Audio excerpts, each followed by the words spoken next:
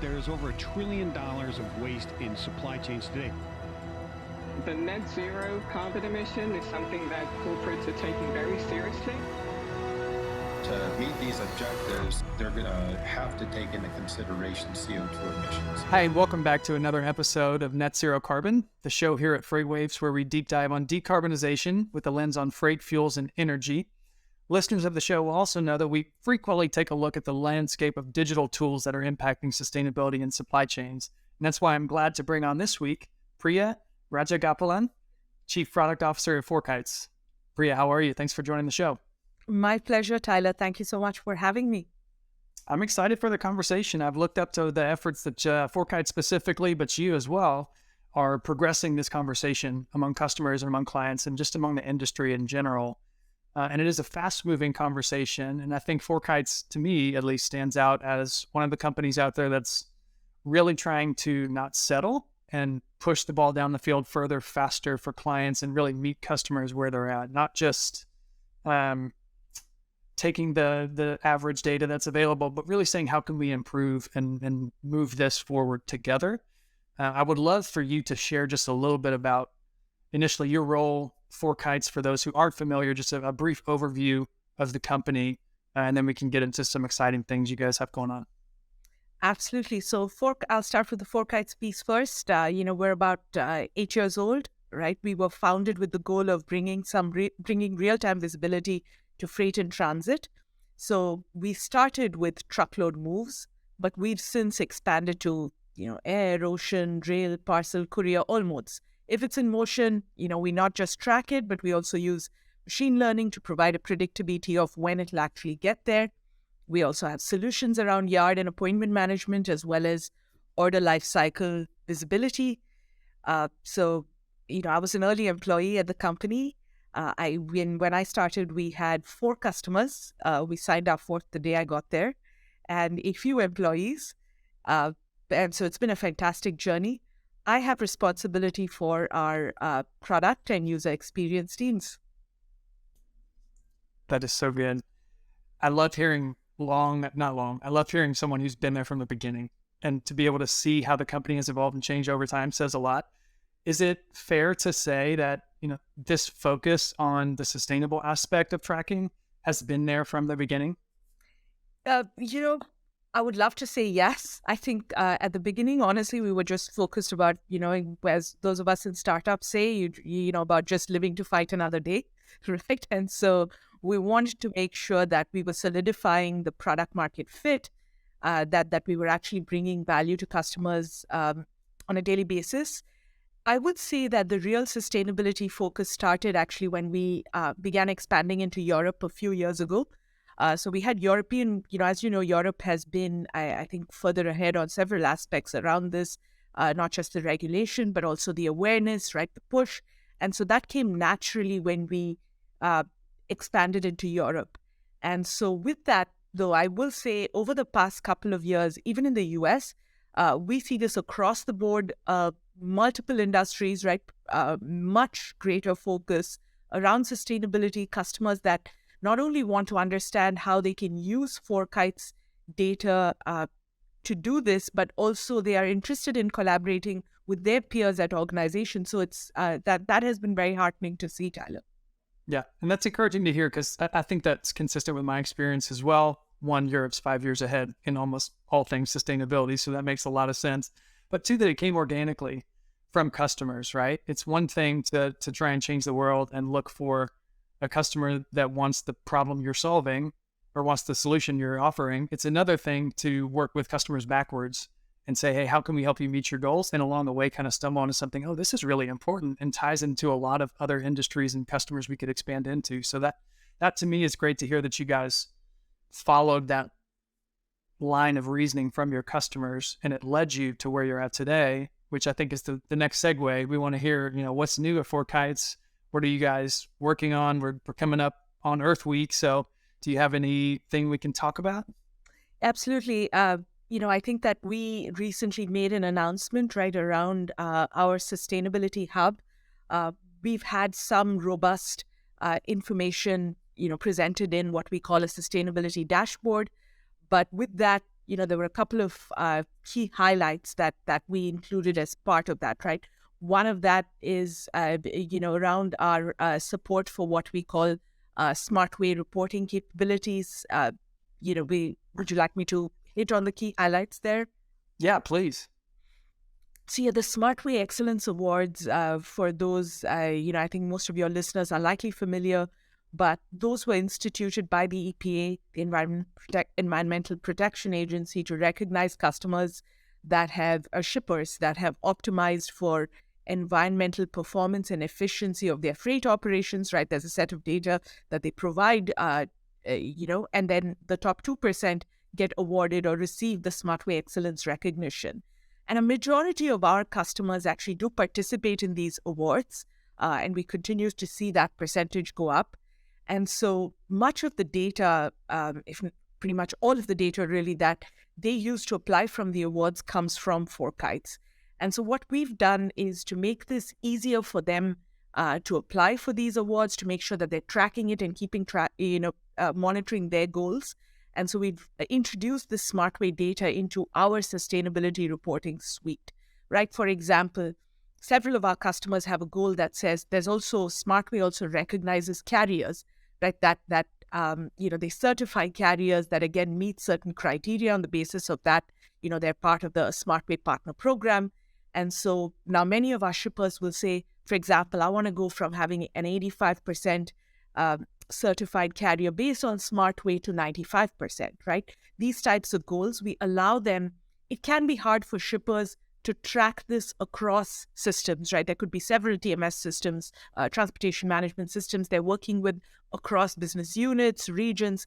We enable them to bring all of this data together so they can easily see, what is the percentage of Smartway carriers in the US, what their total load volume is, that is being moved that is Smartway certified, and those that are not.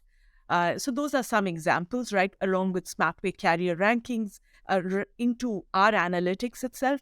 This way now a shipper can, reward and continue to work with these carriers that meet, their sustainability goal here. As supply chain folks often say, it's a team sport, but I think especially with sustainability, that is especially true. But when you think about the number of, folks that are in the ecosystem, I truly think that it will take everyone working together to move, to move forward on against these goals. That's important to mention the collaboration piece, but I would call out there, Smartway's been around for a while, and it's been important for a long time, and it does reward the top performing environmental fleets and shippers. A lot of times I have felt that, we always want to be going further, faster, and it feels like sometimes that's just a reporting headache. But what this solution does is make that reporting headache go away so that you can actually make some transactional procurement and relationship decisions a little bit faster. Instead of having a checkbox on your RFP, yes, no, binary, are you Smartway, get in, you can actually start to do something with that data when it's served up easy. So I love that you guys are doing that. That's right. And, finally, even in the next couple of months, one of the offerings that we will have is, because the Smartway, awards, I think are in, I want to say it's October, the Q4 is when it happens. And so, one of the things we want to do to make it easier for them is to just make it super easy to actually be able to submit their data in the official Smartway submission format. So it then saves all of the internal running around, right? The manual emails, the going back to check the RFP forms, and so on. So that's the idea. We hope, again, something small, but I think meaningful, certainly on this side for these shippers who, and we hope even more of our customers will apply and be awarded this year. That's the goal. That's excellent. Yeah, put that banner on the wall when you can get a government agency using actual this century technology to streamline processes. That's great. Right. Thank you for that one. I think that's a great example. Any other initiatives unveiling this week?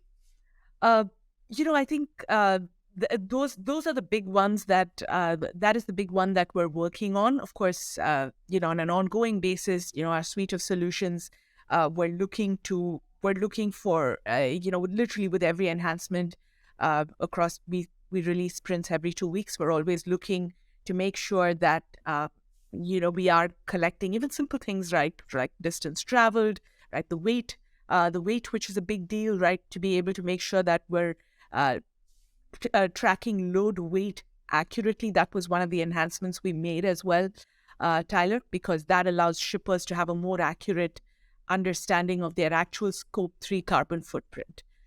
That one's an important one to double click on. And that, I think most listeners will be familiar with the phrase Scope 3 carbon footprint. Maybe we can unpack briefly why it's important to understand what goes into that and how you can improve it with something like load weight. Yeah. So when you think about load weight in particular, right, it is all about Scope 3, of course, as everyone is familiar with. It is about not just the emissions that you control directly, which is your Scope 1, such as your factories, your manufacturing facilities and so on. Scope 3 is more about your partners that you're using in the ecosystem. So in the case of a shipper, for example, the carriers, emissions would be part of their Scope 3 carbon footprint, right? And so if you think about weight is an interesting one, because if you think about modes like air or less than truckload or even less than container load, weight is a big factor to consider, because you want to look at your cargo's specific environmental impact versus that of an entire asset, right? If you're on a container ship, depending on what portion of the container ship you occupy or how many containers you have on board, you could be vastly overcounting your footprint. So I think in that sense, the accuracy really matters. But even for other modes, if you think about rail cars, trucks, they're often not fully loaded, and weight will change the amount of fuel used because of heavier asset, greater inertia and resistance. So it's going to need more fuel and energy. Put simply, big difference, right, to shipping toilet paper versus steel or timber. And so in that sense, this is something that we've always, we've been able to take different inputs, but now we're actually asking for weight, and we're encouraging our partners to make sure that weight is a part of, is one of the things that gets submitted with every load, not just an overall estimate of how much do they think it weighs. So I think all of these are small but very meaningful movements forward in being able to measure more accurately a shipper or carrier's carbon footprint. No, that's great to hear. And it is a work of progress, right? Every degree we get closer to an actual granular primary piece of data, we get closer to knowing the true carbon footprint. And we're no longer reliant on averages or just activity data. You actually know this piece of cargo weighed this much and went this route on this mode, and you can get really accurate. And that saves you, as you mentioned, a severe overestimation of emissions in many cases. Could be 50, 60% if you're just using averages or raw data, secondary data from, a basket of carriers instead of that carrier on that load with that fuel. Absolutely right. If you think about a container ship and its capacity, just depending on what portion you have of it, you can get a lot more accurate and granular, which I think is the right way to go. Same thing with distance traveled, right? Versus just simply estimating. If you're actually looking at literally like this is how many, this is the route the carrier took and these are the miles that were driven, you again get a much more accurate picture, which may not mean as much on a single load basis, but when you think about the millions of loads, again, you get a much less margin of error, right? Super important for people to realize it. It's not talked about enough. So I'm glad you guys are bringing that to pop up on the dashboard for shippers so they understand what's going into those numbers. What are some other ways that we can start to use data like that and help shippers take it, ingest it, and make meaningful decisions to their network to start to operationalize or even just understand their progress? Like, what are some tools that Forecast has that help shippers do that? Yeah, I think it's a really good question, Tyler. If you step back and say, where is, when we think about kind of the spectrum and how we move, as you pointed out, Europe was there a few years ago. I think in the US, it's about moving along that spectrum of there is awareness, there is interest, right? If you think about that. But there's still a lot of, and there's even a desire, right, to participate, whether it's in Smartway Awards, collaborate with peers.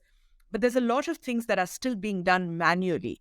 The many organizations are investing in what is called the Office of Sustainability, for example, which is great. But then what frequently happens is this one person or this office or team that has been charged for it spends a lot of time trying to collect this data across other teams.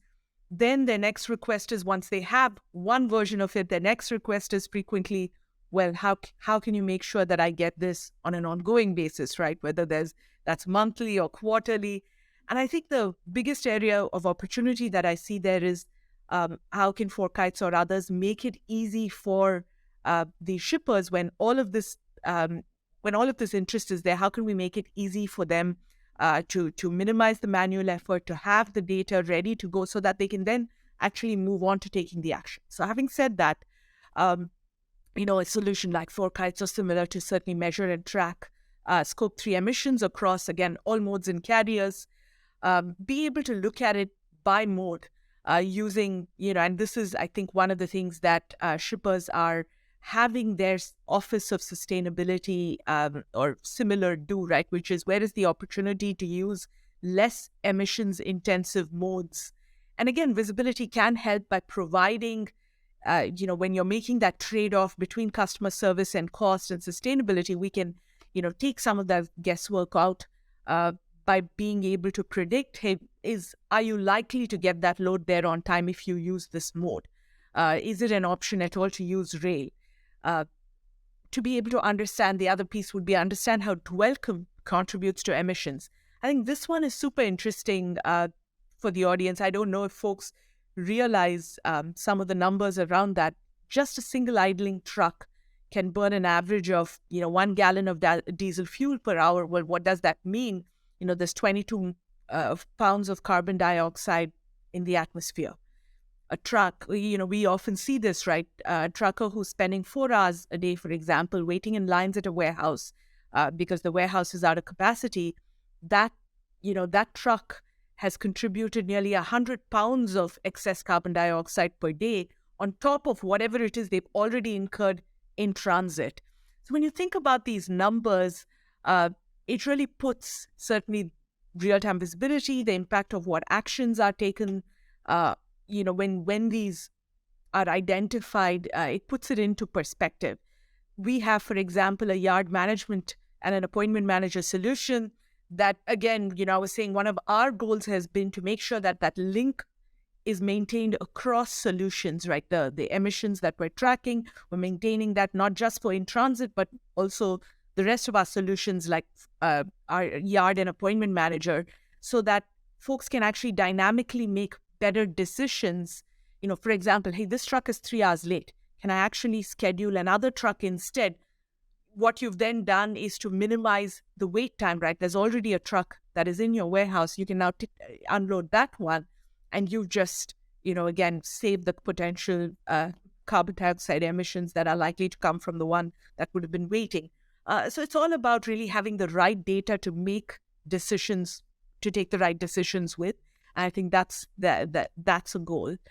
And that's such a great example because it's such a big piece of a driver's day. I mean, if you're on this network and you listen to the show, you should know drivers do not get enough efficiency because they're sitting there waiting to load and unload in many cases for lots of reasons. But having that data served up, to me, is just another example of how we elevate the importance of sustainability for the shipping community by saying, yes, you're missing out on cost and time. And it's that yes, and you're emitting X. And that piece has never been measured before by many parties in this transaction. So having that front and center for them, if their organization is at all motivated about sustainability, just having that and being able to tie it to all these different operational issues is so important, because now they can get a feather in their cap for saying, hey, not only did we, optimize our time on the dock, but we also saved X number of emissions. Isn't that great? Absolutely, right. It's that, I think that has been perhaps the most important thing that we can do, right? Which is to tie, operational efficiency by definition has an obvious impact on sustainability. But I think the nice thing is that when you can see, just as you put it there, right, lower dwell and exactly what, sure, it's going to help you become, a shipper of choice. but it's also going to help you save on carbon emissions. Exactly right. That's great. So that's the dynamic yard tool. That's right. And then, ultimately, right, even when you think about one of the things we are seeing with our shippers is when they think about their carrier partners, there's obviously sustainability is just one of those, one of the criteria that goes into it, right? And we're glad to see it's coming. It's now one of the criteria. It may not have been a few years ago, right? In addition to when you think about customer service, cost, right? It's just one of those variables, but it is becoming a more important one. We have a carrier scorecarding tool where, a shipper gets to choose, right? My weight on sustainability, if I was a carrier, may be different than yours. If you were running, if I was a shipper, maybe different than yours, Tyler, and so on. And it also depends, right? There are some areas where if it's perhaps facility to facility freight, inter-facility freight, I might be fine. And it's not, particularly time-sensitive goods. I might be fine with making that trade-off with sustainability having the higher weightage. But on the other hand, if it's a promotional order that has to hit the market before Thanksgiving, then obviously I'm going to prioritize, whatever's going to be the fastest way to get it there.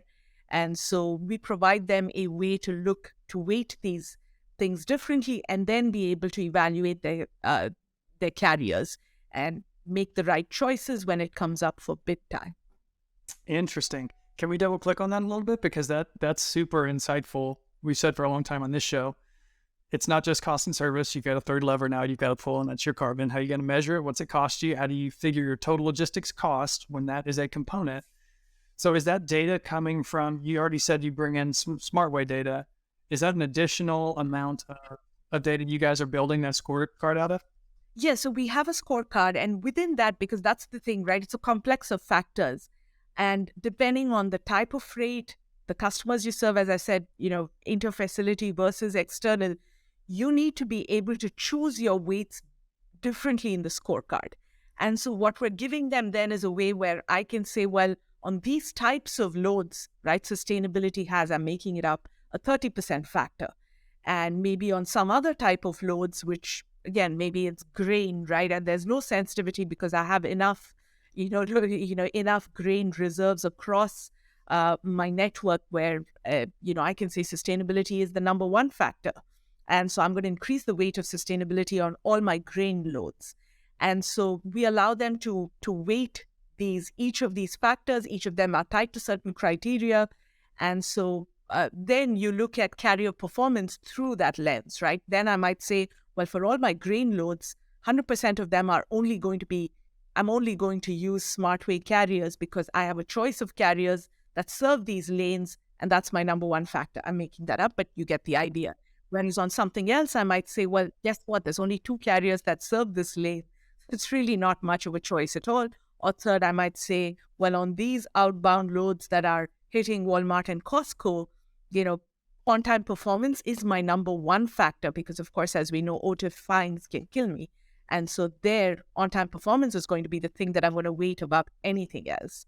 And so these are just, I think just being able to have this type of decision-making, what-if decision-making tools at your hands allows you to make better decisions. And that's really our goal.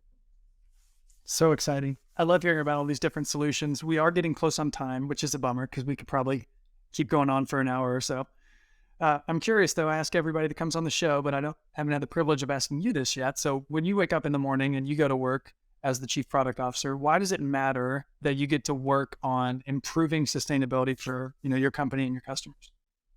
It's very simple, right? In our business, we provide solutions that simply help folks, the hardworking folks in supply chain, do their jobs better and more efficiently day to day. But if you can do that, build a cool cutting edge solution that has meaningful impact, but also make an impact on the planet, for our kids and the generations that come after them, I think that's truly exciting at a personal level. And I speak not just for myself, but I would say our entire, team of R&D folks and the product managers that work on this, right? And I'll give you one little vignette here. Last year, when we first wanted to invest a lot more within sustainability, we actually asked for volunteers. This is literally the only product across in the history of FourKites where we did not assign a single contributor from product engineering or user experience. I actually put it out on our internal Slack channel and said, who would like to work on this? And the first set of folks, we were oversubscribed on all three teams, meaning product engineering and UX. And the first set of teams, we said, you're going to have to start with much of this is brainstorming and so on. And they chose to do it in their off hours just because they were so passionate about it. And then it became, it really had legs. We now, of course, have dedicated teams working across the organization. But the first set of the first team that was assigned to it was entirely volunteer based, and so it just gives you a sense of how exciting this is for everyone that is doing their jobs, right? So my motivation is no different than the rest of my team, which is just it's our small contribution to making to leaving behind something good for our future generations. That's a great legacy we should aspire to leave. And I'm happy you mentioned that example because it confirms what I hear anecdotally a lot is that people want to work on this. You see people leaving their jobs and quitting to go work on climate. And that's true in all sectors, especially for younger generations. But even for those of us that have been around the industry for a while, you almost get a new set of glasses to look at the problems and reframe issues that you haven't had before. And it's kind of invigorating as a solution provider, right? Absolutely. Absolutely. Well, thank you for doing this. Thank you for breaking down FourKites. Apologies for my Tennessee allergy voice here today, but thanks for sharing everything with our listeners. We really appreciate it. Absolutely, Tyler. It was a pleasure. Fantastic topic. Thank you for giving me this opportunity. Anytime. Thank you. $1 trillion of waste in supply chains today. The net zero carbon emission is something that corporates are taking very seriously.